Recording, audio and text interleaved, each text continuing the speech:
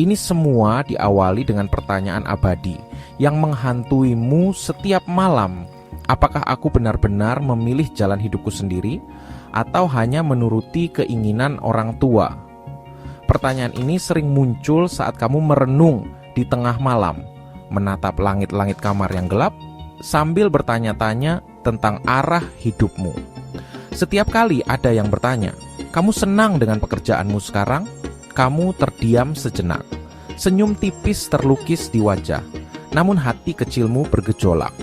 Realitas yang kamu jalani terasa seperti panggung sandiwara, di mana peran yang dimainkan bukanlah pilihanmu sendiri. Di negeri yang menjunjung tinggi nilai kekeluargaan, pilihan jurusan kuliah kerap menjadi medan pertempuran antara ambisi orang tua dan impian anak. Seperti permainan wayang kulit, di mana sang dalang menggerakkan tokoh-tokoh sesuai kehendaknya, anak-anak seringkali menjadi wayang dalam panggung kehidupan yang telah diskenariokan. Bagaimana bisa masa depan yang seharusnya menjadi milikmu justru terasa seperti beban yang harus kau pikul demi ambisi orang lain? Oke, di channel ini gue biasa bahas soal konten edukasi, pendidikan tinggi, dan juga karir. Buat kalian yang merasa konten macam ini itu cocok buat kalian, jangan lupa buat subscribe channel ini. Dan juga buat kalian yang merasa video ini bermanfaat buat kalian atau mungkin teman kalian, jangan lupa yang pertama like dulu videonya dan juga share video ini ke teman kalian yang membutuhkan. Mari kita telusuri ironi di balik fenomena ini, di mana jurusan kuliah dari orang tua menjadi penentu nasib yang harus kamu tanggung sendiri. Jadi yang pertama akan kita bahas Mengulangi sejarah atau membuat cerita baru. Dalam banyak keluarga, keputusan tentang jurusan kuliah bukan sekadar pilihan akademis, tetapi kelanjutan dari silsilah keluarga.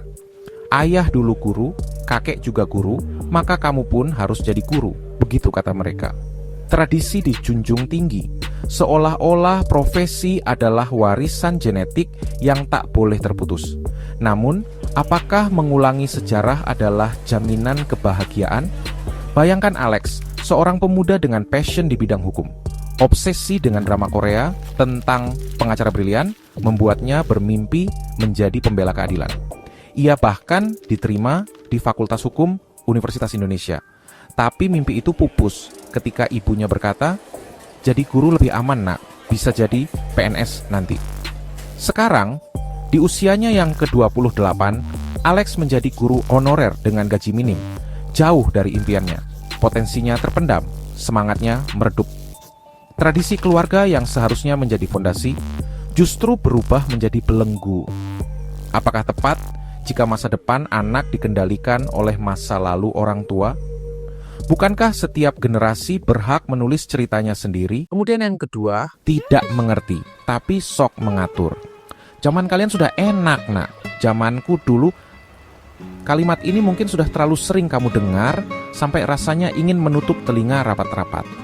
Namun, mari kita coba memahami apa yang sebenarnya terjadi di balik kata-kata ini. Bayangkan Indonesia di era 80-an dan 90-an. Krisis moneter menghantam tanpa ampun. Harga-harga melambung, kerusuhan terjadi di mana-mana. Ketidakpastian menggerogoti setiap aspek kehidupan. Orang tua kita hidup di zaman penuh keterbatasan, di mana kesempatan langka dan risiko mengintai di setiap sudut. Bapakmu yang sekarang ngotot kamu harus jadi perawat. Coba tanya apa yang dia alami saat krisis 98. Waktu itu, Bapak melihat langsung teman-teman yang kehilangan pekerjaan dalam semalam. Tapi perawat tetap dicari orang nak. Pengalaman traumatis ini membentuk pola pikir yang sangat mengutamakan keamanan dan kestabilan. Ibumu yang memaksa kamu jadi PNS, mungkin dia menyimpan cerita tentang tetangga yang dulunya hidup mewah, namun jatuh miskin karena krisis. Jadi PNS aja nak, gajinya memang nggak besar, tapi pasti setiap bulan. Ada pensiun lagi nanti. Ketakutan akan ketidakpastian membuat mereka berpegang teguh pada profesi yang dianggap aman. Namun, di tengah perubahan dunia yang semakin cepat, apakah pola pikir tersebut masih relevan? Ketika kamu antusias menceritakan tawaran kerja di startup unicorn, mereka menanggapinya dengan kebingungan. unicorn, kok namanya aneh? Itu kerjaan beneran atau main-main? Kesenjangan pemahaman ini menciptakan jurang antara generasi. Mereka tidak mengerti, tapi merasa perlu mengatur. Dunia yang mereka kenal berbeda dengan dunia yang kamu hadapi sekarang. Apakah mungkin menjembatani perbedaan ini tanpa harus mengorbankan impianmu? Kemudian yang ketiga, Dilema menjadi anak. Pertanyaan sederhana, "Nak, kamu mau jadi apa nanti?" seringkali menjadi awal perdebatan panjang. Harapan dan ekspektasi orang tua bertemu dengan mimpi dan passion sang anak. Idealnya, orang tua menjadi pembimbing, bukan pengendali. Namun, realitanya sering berbeda. Bayangkan skenario ini, pokoknya kamu harus jadi bidan. Titik. Teriak ibu dengan nada final. Kamu mencoba menjelaskan, "Tapi bu, aku nggak suka biologi."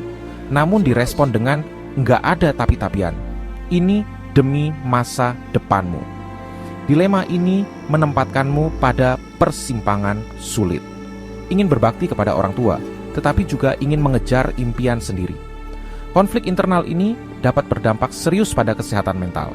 Stres, depresi, dan kehilangan motivasi bukanlah hal yang jarang terjadi. Seorang teman pasti pernah bercerita, "Aku kuliah keperawatan karena dipaksa ortu. Tiap hari rasanya seperti robot. Passionku di musik terkubur. Aku bahkan tidak ingat kapan terakhir kali pegang gitar." Cerita seperti Asti bukanlah kasus langka. Banyak yang menjalani hari dengan setengah hati, terjebak antara kewajiban dan keinginan. Apakah harus selalu demikian? Apakah tidak ada jalan tengah yang memungkinkanmu menghormati orang tua tanpa harus mengorbankan diri sendiri? Oke, yang keempat, Mitos keamanan dalam profesi. Nak, ambil jurusan pendidikan aja, nanti bisa jadi guru PNS. Kalimat ini sering terdengar di berbagai keluarga. Profesi seperti guru, perawat, atau PNS dianggap sebagai tiket emas menuju masa depan cerah. Stabilitas finansial dan status sosial menjadi daya tarik utamanya. Namun, apakah realitanya seindah bayangan? Persaingan untuk menjadi PNS sangat ketat. Jutaan orang bersaing untuk posisi terbatas. Rina, lulusan PGSD, sudah 3 kali ikut tes CPNS tanpa hasil. Padahal IPK-ku cum laude, keluhnya. Sementara itu, guru honorer harus bertahan dengan gaji yang jauh dari layak. Di bidang kesehatan, Siti, perawat yang baru lulus, menceritakan, katanya peluang kerja besar, tapi nyatanya sulit dapat tempat. Gaji juga minim, tidak seperti yang orang tua bayangkan. Mitos keamanan dalam profesi pilihan orang tua seringkali tidak sesuai dengan kenyataan. Ironisnya, profesi yang dulu dianggap aman, kini menghadapi tantangan besar. Sementara itu, banyak peluang baru bermunculan di era digital. Profesi seperti content creator, digital marketer, atau game developer menawarkan prospek cerah, namun sering dianggap remeh oleh orang tua. Apakah saatnya kita mempertanyakan kembali persepsi lama dan membuka mata pada realitas baru? selanjutnya kita bahas yang kelima. Merajut asa di tengah keterbatasan. Ketika terjebak dalam pilihan yang bukan keinginanmu, ada 2 opsi: menyerah atau bertahan dan mencari jalan untuk menang. Menemukan passion dalam keterpaksaan mungkin terdengar sulit, tetapi bukan tidak mungkin.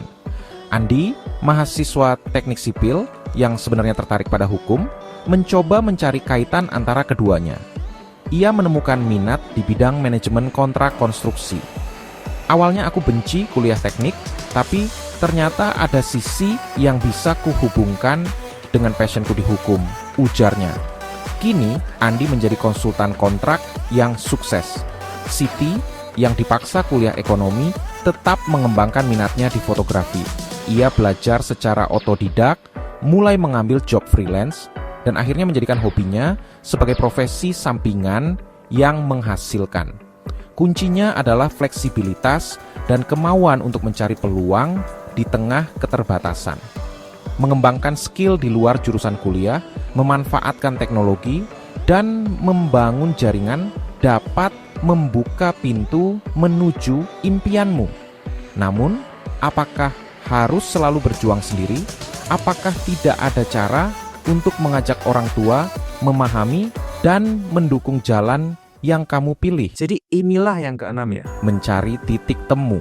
Komunikasi yang efektif dapat menjadi jembatan antara harapan orang tua dan impianmu. Cobalah menjelaskan passionmu dengan bahasa yang mereka pahami. Tunjukkan potensi karir, peluang penghasilan, dan contoh sukses di bidang yang kamu minati. Jika kamu ingin menjadi content creator, tunjukkan data tentang industri kreatif yang sedang berkembang pesat. Ceritakan tentang orang-orang yang sukses dan bagaimana mereka mencapai itu.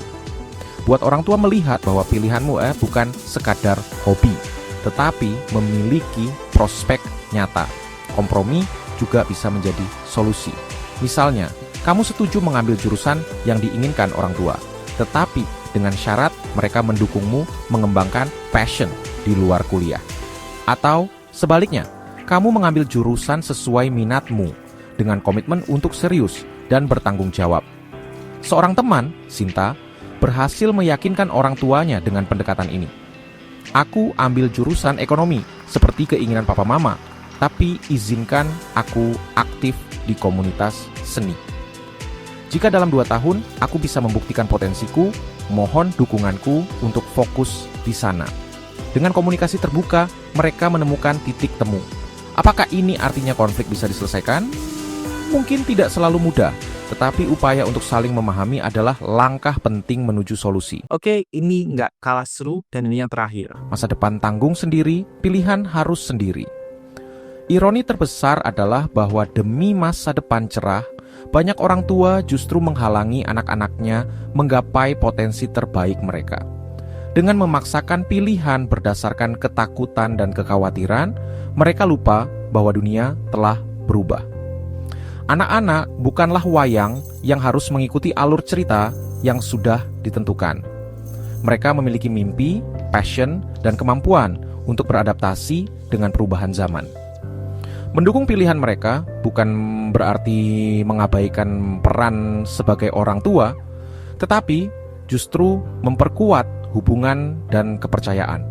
Mungkin sudah saatnya kita berhenti menjadikan jurusan kuliah sebagai ajang pemenuhan ambisi tersembunyi. Biarkan anak-anak menulis cerita hidupnya sendiri dengan bimbingan dan dukungan yang bijak. Karena pada akhirnya masa depan mereka adalah tanggung jawab mereka sendiri. Dan bukankah tujuan sejati orang tua adalah melihat anaknya bahagia dan sukses dengan cara mereka sendiri? Oke, ini akhir dari video kali ini. Buat kalian yang merasa video ini bermanfaat, jangan lupa buat like, subscribe, dan juga share video ini. Kalau kalian juga ada pertanyaan, jangan malu-malu untuk tanya di kolom komentar ya. Dan juga buat kalian yang merasa nggak bermanfaat videonya sampah, nggak berguna, iya mau dislike, mau komen macam apa, terserah aja. See you in the next video, bye-bye.